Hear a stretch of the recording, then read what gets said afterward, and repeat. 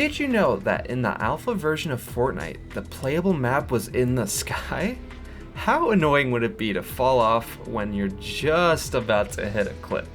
And this is the first version of Fortnite ever, and it's from 2011, when Fortnite was originally supposed to be on the Xbox 360 and PS3. And at this point, it wasn't even called Fortnite, but just Fortress game. This prototype was developed for an internal game hackathon at Epic Games, and it was significantly different than what the game shipped with 7 years later. It's an entirely different game.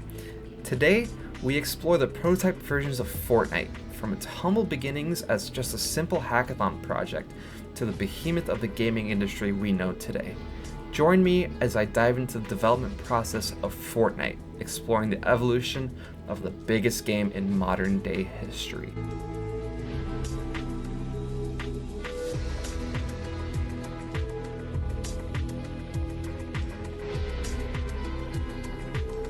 This is Project Fortress, aka Fortress Game.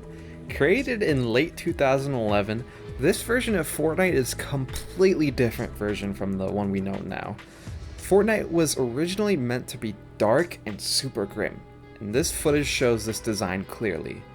Additionally, some of the earliest concept arts of Fortnite include dark and creepy characters, including one of our main characters with the simple name of FN Guy. And while this version of Fortnite was very different from what we know now, we could still see some resemblance to the current version. The building and material mechanics were built early on, as you can see, but the mechanics were a little bit different, especially the walls. You would have to build a skeleton of the wall first, then continue to build the walls by adding wooden planks. This additional mechanic really would have increased the amount of wood you need to build a structure. And at this point in development, the concept of building different combinations of structures would be in place. As you can see, you can edit the walls to have windows and any other type of permutations that we see in the final version of the game. Additionally, a day and night cycle was also present here. You would spend the daytime collecting resources and upgrading your base and its defenses, because as nighttime would approach, you would go out and fight enemies. Save the World players will know what these enemies are, but for those who only play Battle Royale, these are the earliest versions of husks from the game mode that you'd be fighting. In this version, they kinda just stand around in buildings, but if at any point you were at your base at nighttime, you would be swarmed by them and be forced to defend it from these enemies. And you would also slowly see an ominous message telling you this, that the base is gonna be attacked soon. The enemies that would attack your base are pretty similar to what we see in the final version, including the early version of the Smasher. You would also see boss enemies around as well, like this guy here. Once you protected your base from all the enemies nearby, nighttime would end, and you would continue to build up your base once it became daytime again. There would also be a cut section of this game too. There was a hub world called Limbo, and from what we know, players could access this hub world, and it had unique resources and a rift that would take you to and from Limbo back to Earth. Unfortunately, we don't have any footage of this world because it was cut pretty early on in development. Sometime during late 2011, Epic would reveal this version of Fortnite to the world with a flashy trailer at the Spike Video Game Awards. This footage of Fortress Game is a more refined version of the prototype you just saw, except for one thing. This time, it would actually be called Fortnite. Additionally, in 2012, Fortnite would switch from Unreal Engine 3 to Unreal Engine 4, which would be the default version of the engine for the next decade. In 2013, Fortnite as we would know so far would evolve into the early stages of Save the World. This footage is from the closed pre-alpha tests of Fortnite. In this version, the user interface we saw previously would be completely overhauled. Additionally, we would see some sort of electricity system be added to the game. You can still see that in this version. The graphics are a little bit darker than current Fortnite, but there are some assets like the fence we see here that are still a part of Fortnite today. Unfortunately, we don't have much gameplay from this version of Fortnite. A lot of this era of Fortnite is lost media forever, which is partially why I'm making this video. If you have any information about any of this era of Fortnite, I would highly recommend checking out the Fortnite Archive website. A lot of this footage is from them, and they do a fantastic job of documenting every version of Fortnite ever. In late 2014, we would see our first ever online test of the alpha version of Fortnite. These online tests ran for 3 years until the game's release in 2017.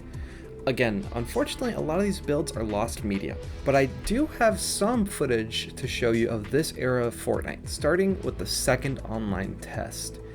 A new feature added during the second online test was the dance celebration, a precursor to Fortnite's iconic emotes. This allowed players to express themselves in-game, adding a layer of personality and celebratory flair to their victories. The developers teased the possibility of more emotes coming in the future, hinting at the customization options that would later become a defining aspect of Fortnite. And behind the scenes, Online Test 2 marked the introduction of the ability system. While not directly visible to players, this change was a technical leap forward. The system provided developers with a more flexible framework for creating and iterating on characters' abilities and game mechanics. It showcased Epic Games' forward-thinking approach to ensuring this game could evolve over time, which we would see later. But one super interesting Fortnite-related development in 2014 was the Fortnite World Explorers spin-off mobile game. This mobile game allowed players to explore a dynamic map, defend their bases from waves of enemies, and build structures, blending elements of exploration, tower defense, and base building. The gameplay and visuals were similar to other popular mobile games of the time, such as Clash of Clans. It was designed to appeal to a broad audience with accessible mechanics. Eventually, Fortnite World Explorers was rebranded and transformed into Epic Games' Battle Breakers, which launched in 2019. It featured a colorful cast of characters and refined mechanics. The spin-off demonstrates Epic Games' commitment to making Fortnite a success, with spin-off projects and experimentation happening years before Battle Royale turned into the global phenomenon we know. This development highlights Epic's willingness to pivot and refine their projects, a strategy that would become critical to the success of their main game. Now, going back to the online tests, each online test ran for a bit over 2 weeks. It included a drastically different user interface and a lighter toned version of Fortnite. Additionally, in the third online test, we would see a Mac version of Fortnite being developed. This is super interesting because for the rest of Fortnite's development up until 2020, the Mac would receive updates for Fortnite at the same time as every other platform. Throughout 2015, Epic also continuously hosted these online tests, adding things like V-Bucks, patrols, new user interfaces, and the first ever PvP test. This footage you're about to see is from the 6th online test alpha. Its art style is pretty close to what we would see in the final version. This online test also included things like supply drops, although the loot from these would just be ammo and some crafting materials. Additionally, the players would have some type of an early version of the railgun or laser gun type of weapon. I wasn't too familiar with this because it doesn't seem to remind me of anything from Fortnite that I know. If you guys know what this is, feel free to drop something in the comments letting me know.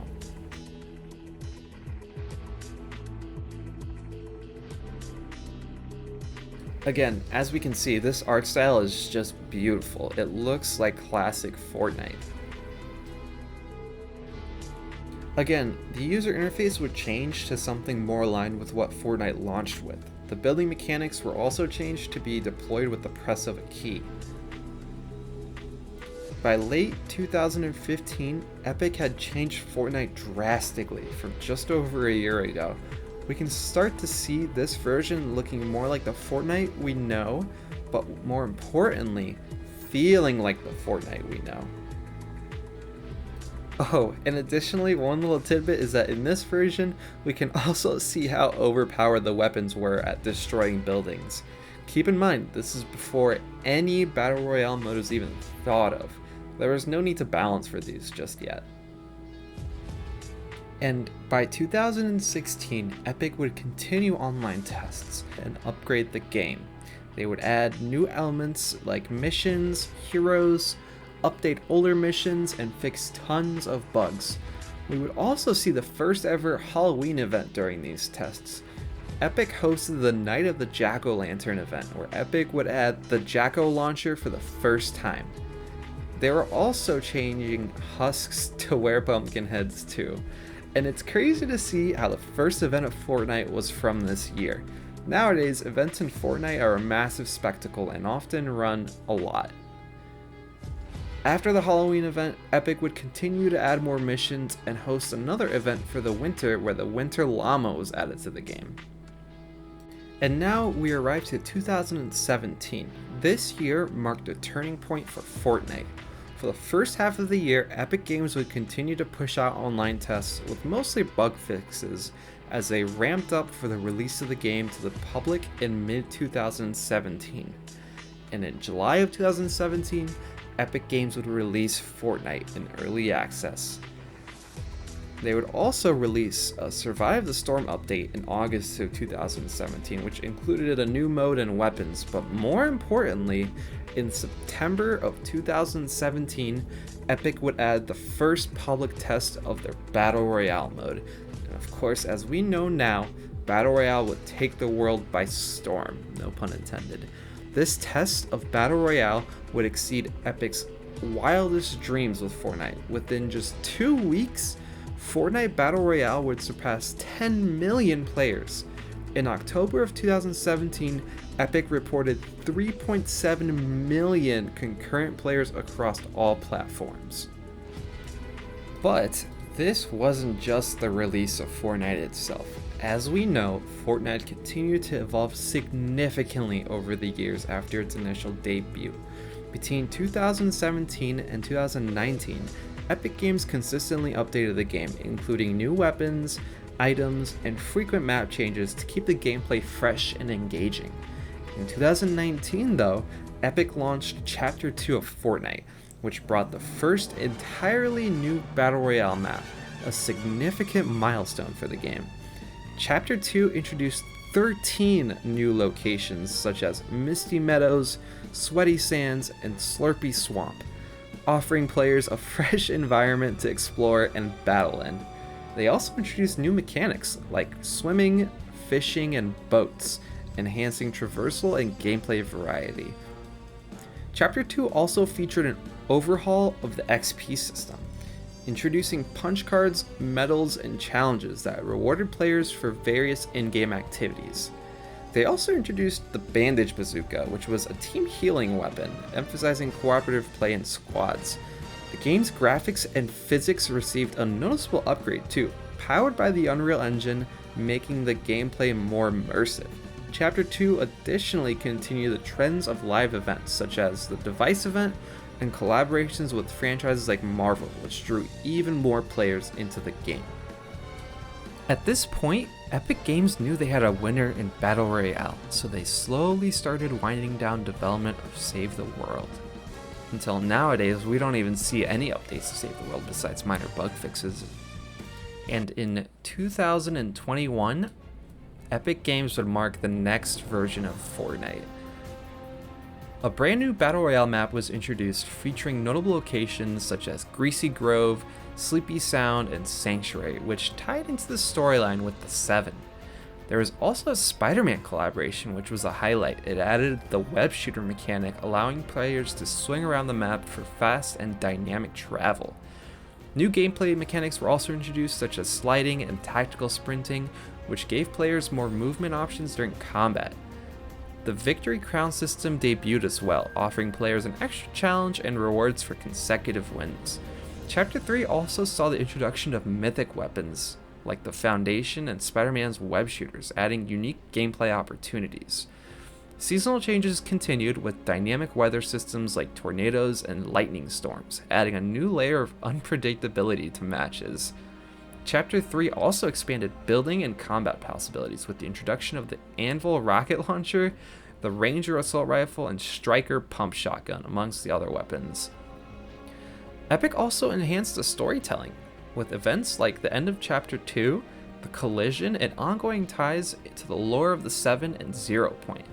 Collaborations continue to be a major draw with crossovers including Naruto, Marvel, Star Wars, and The Rock as the Foundation characters.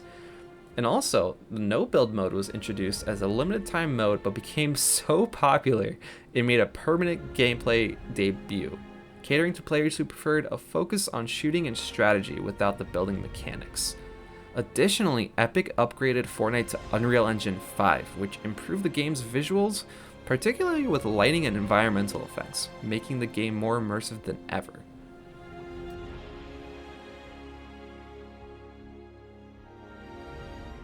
After Chapter 3, Fortnite continued to evolve with major updates, introducing new maps, gameplay mechanics, and enhanced graphics. Each chapter brought fresh features like dynamic environments, new weapons, and exciting ways to interact with the world.